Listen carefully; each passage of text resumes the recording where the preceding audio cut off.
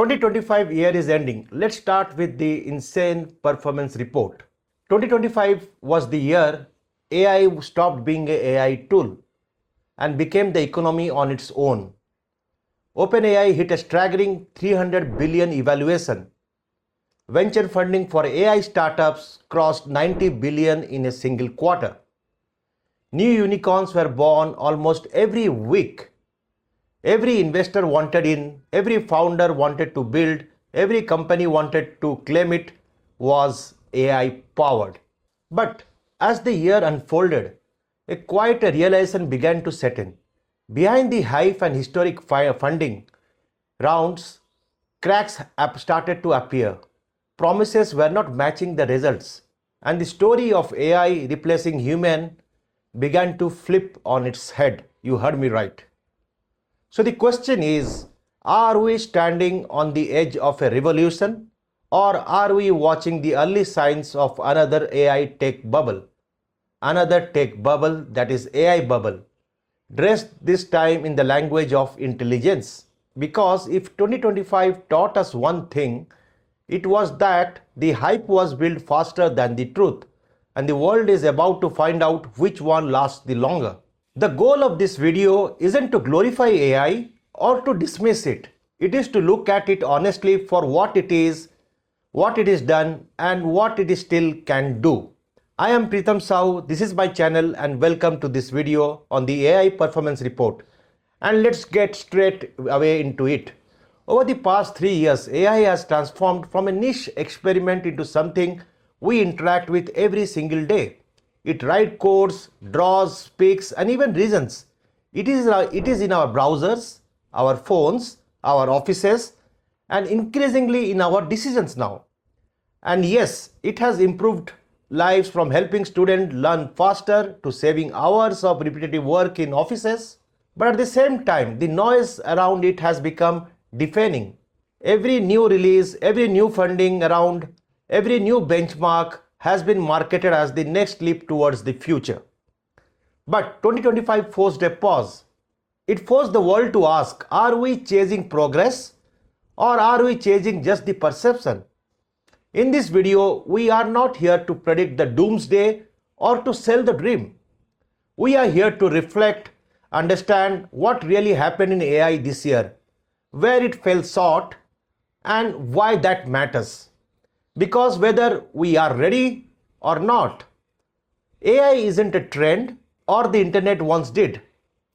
The sooner we stop treating it as a magic and start understanding it as a system, the more prepared we will be for the world that's already there. To really understand what happened in 2025, we had to look at where it all began. A decade ago, a hottest thing in the tech wasn't AI. It was no code. Platforms like Canva, Bubble, Zapier, and Webflow promised something revolutionary: the power to build without needing to code.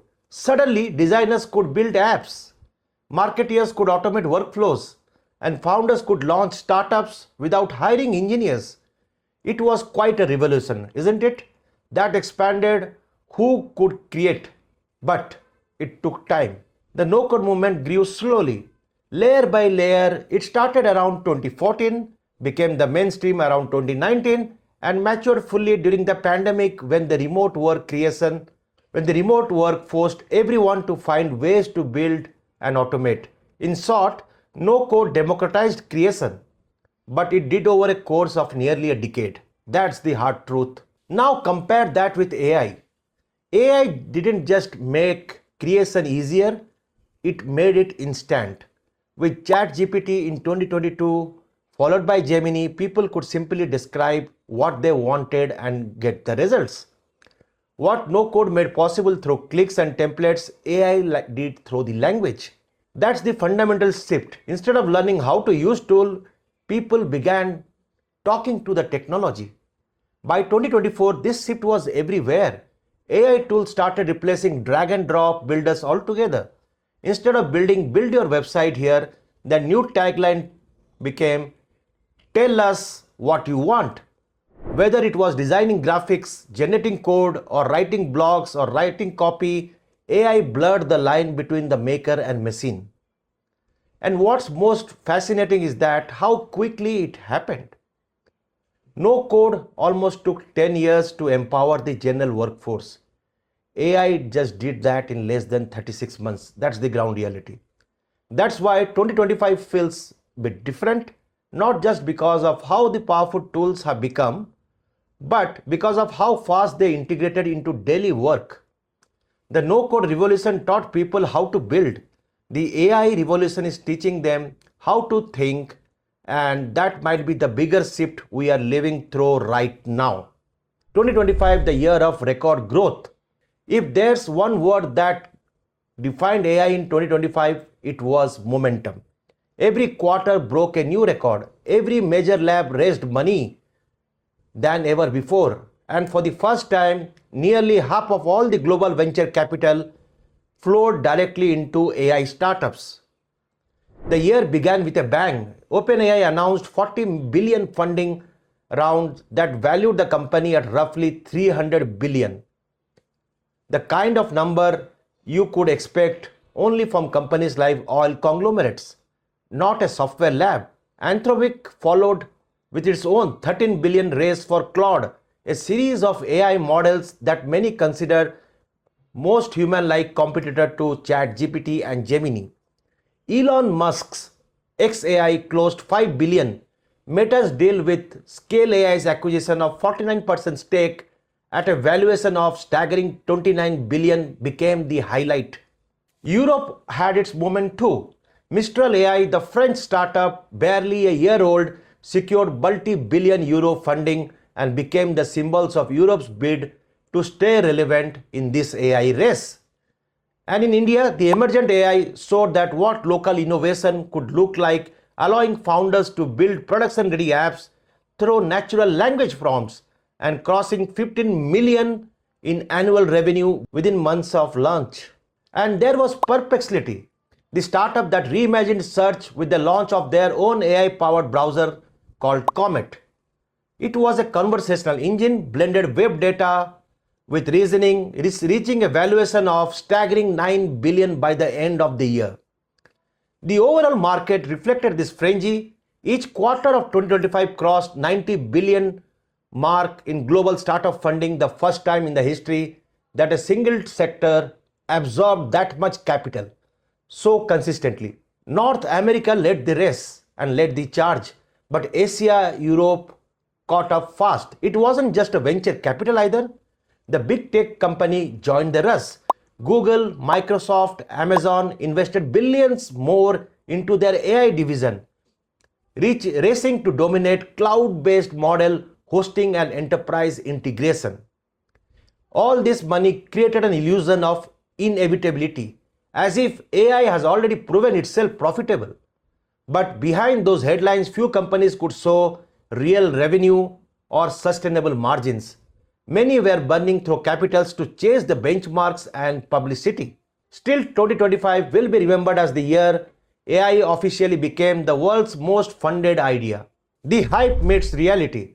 For all the excitement around AI in 2025, this was also the year when the shine began to fade, not because technology failed, but because the expectations were unrealistic.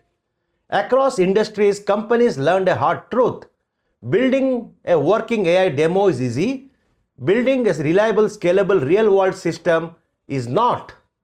Many of the loudest claims from 2023 and 2024 about cutting 80% of the workforce cost or fully automated customer support started to fall apart. Reports from Stanford and Forrester painted a much quieter picture. Most companies using AI reported cost savings of less than just 10% and the revenue growth of under 5%. In other words, AI was improving efficiency but not transforming business overnight.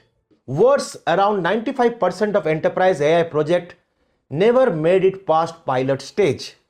They looked good in board meetings but failed in practice, mainly because data wasn't clean, workflows were complex, employees didn't trust the result enough to hand over the control, and when some firms tried to push automation too far, it backfired spectacularly.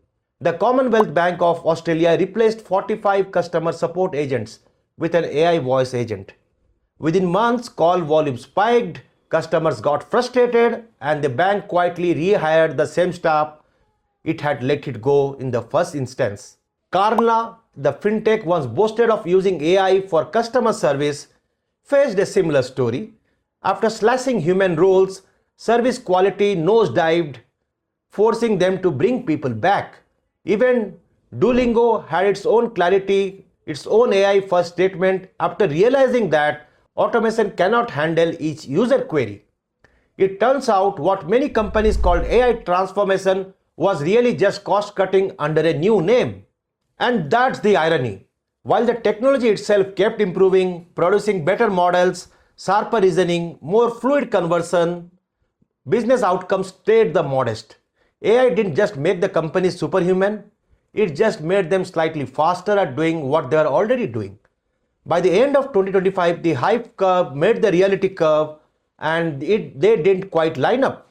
The rehiring wave, when the humans returned, by mid 2025, the narrative had flipped.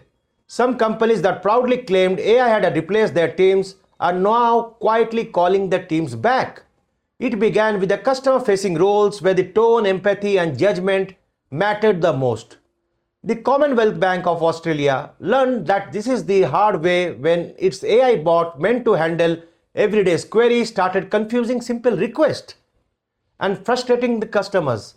Within months, the bank reached out to all 45 employees it fired, asking them to just come back. Then came Klarna. After its CEO publicly celebrated cutting customer support jobs in favor of chatbots, customer satisfaction scores fell sharply. By late 2025, the company was back on human hiring spree, not just for basic questions, but for the complex ones where AI kept missing the nuance. Duolingo faced the backslash when it hinted at going AI fast. Within weeks, the company clarified that no full-time employees were being cut and the human experts would remain central to the content review and community management. Even IBM, one of the early advocates for workplace automation, saw its plan backfire. It had automated large part of HR and call support, cutting thousands of jobs. But as the year went on, CEO Arvind Krishna admitted that total headcount had actually grown because new role emerged around supervising, auditing, and improving every AI systems that are supposed to save labor cost.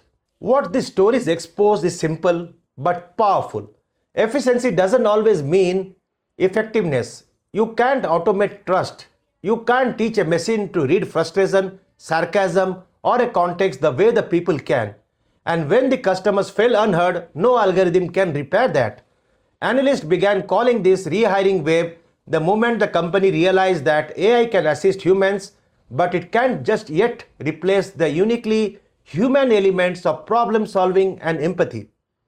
It was quite correction, but an important one to happen. It reminded the world progress is not about removing peoples, it's about elevating them. In 2025, the lesson hits boardroom harder than a quarterly report. The innovation paradox, capability without comprehension. While companies were rediscovering the value of people, technology itself was evolving than anyone could progress or process. 2025 was the year AI went from being responsive to being agentic, meaning it could act on its own without human intervention or human instruction at every step. Instead of just answering the prompts, it could plan, search, analyze, and execute. Think of it giving your computer the initiative, the ability to figure out how once you tell the what part. OpenAI's new O3 and O4 mini models embedded this shift. They could search the web, run Python script, interpret images, even generate new visuals, all within the same reasoning chain. These weren't chatbots anymore, these were decision systems. Anthropic and Google moved in the same direction with Claude and Gemini. Perplexity search engine blended information retrieval and reasoning so smoothly that it began to feel like personal researcher, not a tool anymore. Mistral continued to push the open source frontier and smaller players built their own micro agents, on top of these large models. But here is the paradox. As AI becomes smarter, people become more uncertain about how to use it. More users still didn't understand what these systems could do, or more importantly, couldn't do.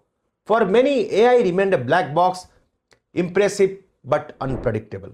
The gap between capability and comprehension widened. Business adopted AI faster than they could integrate it meaningfully. Students, creators, and professionals relied it on daily without grasping how it actually worked or where its blind spots were. And that's the tension defining the era. Innovation is outrunning interpretation. Technology is advancing at a near exponential pace, but society's ability to understand, regulate, and responsibly apply is still lagging behind.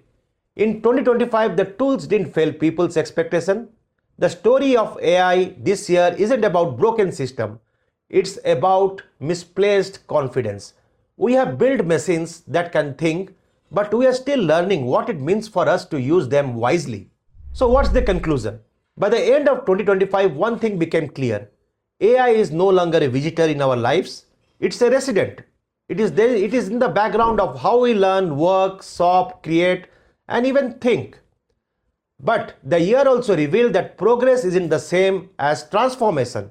For every record-breaking funding round or groundbreaking models, there were stories of underperformance, rollback, and quiet corrections. Companies that moved too fast learned the limits of replacing human experience with machine intelligence. And those found balance combining AI with human oversight discovered that real advantage lies in collaboration, not the substitution. We have seen this cycle before. The dot-com boom of 2000s promised the future of internet long before the most people were ready for it. The crypto wave did the same with finance, and now AI sits at the same inflection point, powerful enough to reshape the industries but not yet stable enough to define them. The difference this time isn't the AI just a sector, it's an infrastructure. It's not about a single product or an app, it is about invisible layer beneath everything else. Over the next decade, AI won't become something we use, it will be simply there, quietly powering the systems we interact with every day, from emails to hospitals to autonomous car we drive. So no, 2025 wasn't a year of decline, it was a year of realization. The hype started to settle and the truth began to surface that AI's real power isn't just replacing us, but in amplifying us. The companies that survive this next phase, will be the ones that stop selling dreams and start delivering dependability. Because the future of AI isn't about convincing people that is intelligent, it's about proving that it is reliable. And the history shows that when every technology truly learns its place, not when it excites people, but when it quietly becomes indispensable. If this deep dive into AI's journeys through 2025 helped you see a bigger picture, stay with me, subscribe this video, share this video, and keep the conversation going. Hey, if you haven't met me, my name is Pritham. I talk about AI, latest news, latest trends, and I happen to be a TEDx speaker as well. Check the link below in the description. And also I wrote a book, Demystify Generative AI for Everyday People. Go check in the Amazon, link is in the description again. And thanks for watching, thanks for your time.